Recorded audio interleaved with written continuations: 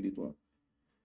Mas eu penso, irmãos queridos, que a Escritura nos fala aqui nas primeiras 7 cartas às igrejas, nos fala de 3 estágios ou etapas de declínio espiritual. Vamos olhar cuidadosamente para cada uma dessas etapas, para identificar também e permitir que a palavra de Deus examine as nossas vidas, a nossa experiência pessoal e coletiva, à luz da palavra de Deus, que ela fala para nós.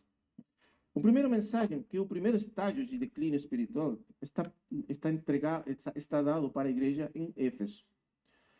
O Senhor fala assim, capítulo 2, versículo 1. Escreve, capítulo 2, versículo 1 de Apocalipse. Escreve ao anjo da igreja em Éfeso. Você sabe a igreja em Éfeso?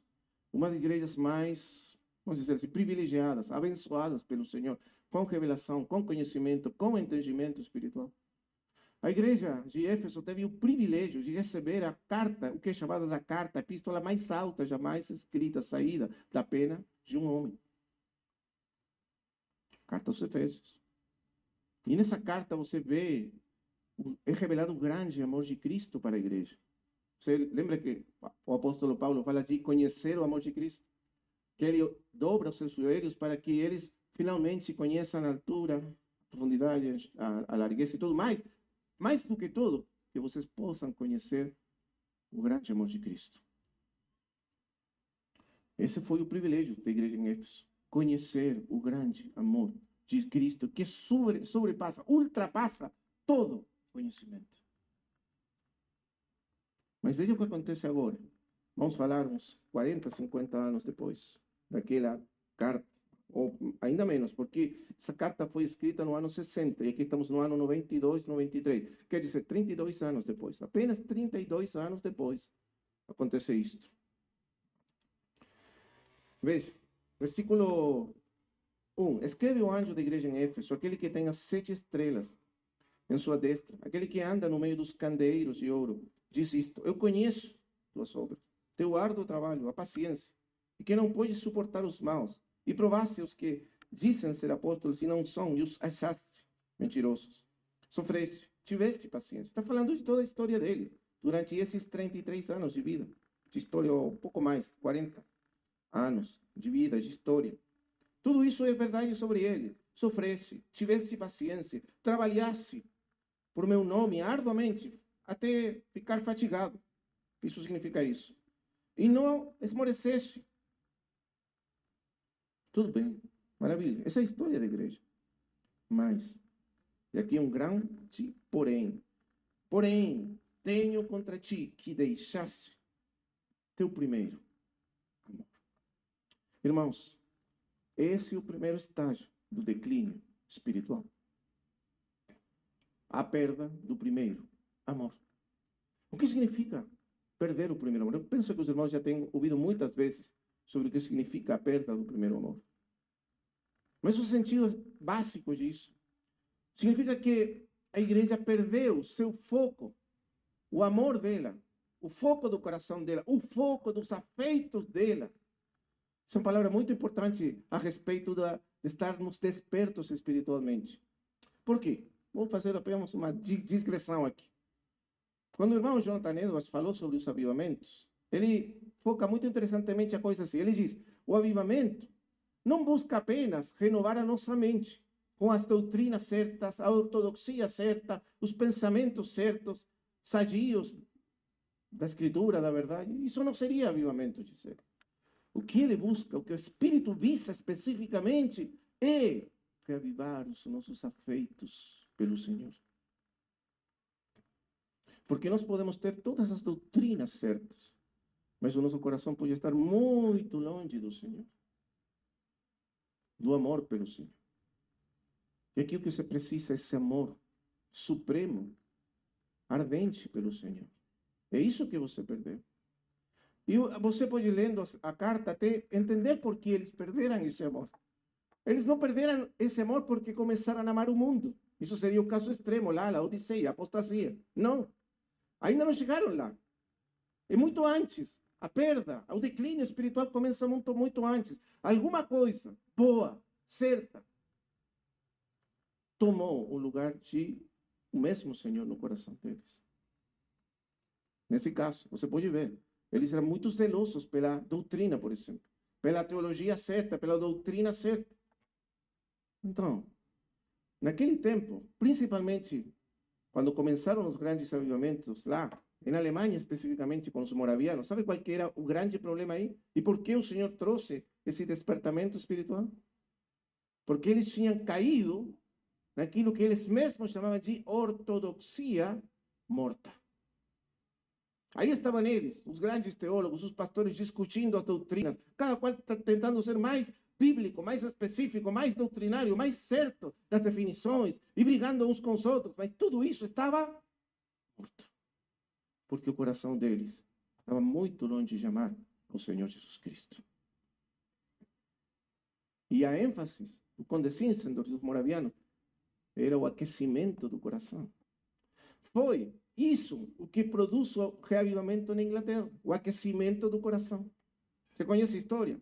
Charles Wesley, John Wesley, era um pastor anglicano, é um ministro anglicano. Ele tinha inventado um método de, por isso se chama metodista, um método muito rigoroso de santificação. Aí ele foi com seu irmão Charles lá, Estados Unidos, Nova Inglaterra, missionário, e falhou totalmente.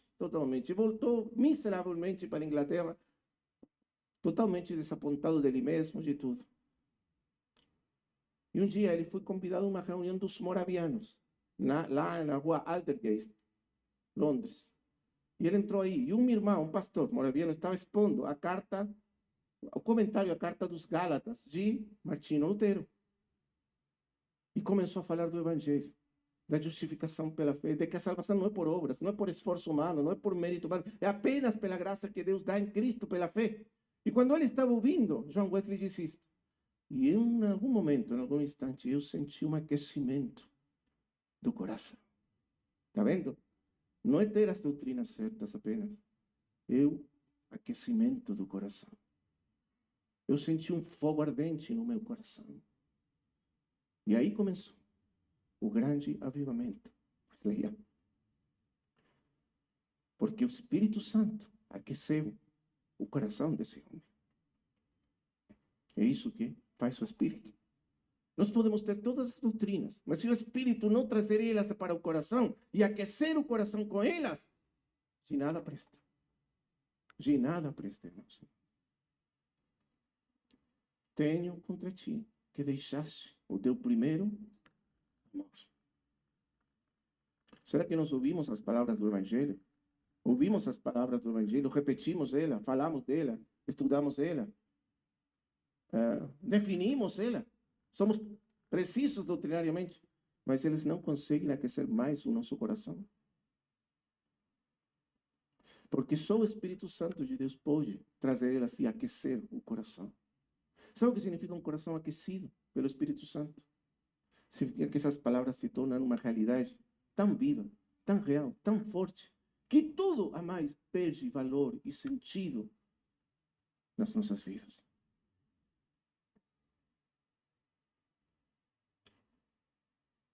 Os afeitos do coração são os amores do coração. O que realmente amamos é o que move nossa vida. O que realmente você ama. Não o que você diz amar. O que realmente você ama é o que movimenta sua vida nesse mundo. E tu deixaste teu primeiro amor. Sim, doutrinariamente certo. Sim, metodicamente santo. Sim, tudo o que você quiser, mas não tem realidade de amor no seu coração. É isso que produz o Espírito Santo de Deus. Assim começa a obra de restauração do Espírito Santo de Deus.